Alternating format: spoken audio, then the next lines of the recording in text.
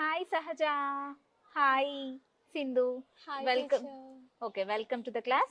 So today we are going to learn about an interesting chapter. Okay? Okay.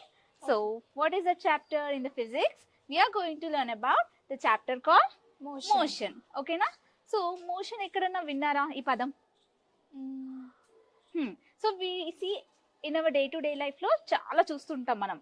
Like motion అంటే ఏంటన్నా అసలు first motion అంటే it is nothing but moment Moving. కదా, moment అని అంటాం or moving. Okay, so all the things or all the objects around us move కదా, right. For example birds move అవుతుంటాయి, మనము హ్యూమన్స్ వాక్ చేస్తుంటాం, right. Every object moves around us when we observe కదా. So అంతెందుకు మన earth కూడా ఏంటి, earth is also Rotating. rotates, right? So it rotates around the sun and also it rotates on its own axis, right? Yes, ma'am. So this is all ఏంటి దీని ఏమంటున్నాం, moment అని అంటున్నాం. That is nothing but earth is also in motion.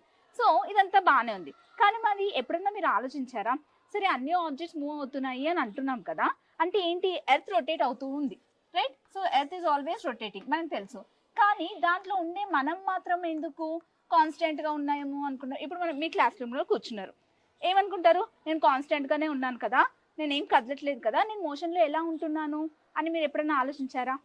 Did you perceive అంటే ఎందుకు మనకి ఉన్నా కానీ మనకు ఆ ఫీలింగ్ రావట్లేదు మనం మూవ్ అవుతున్నామని?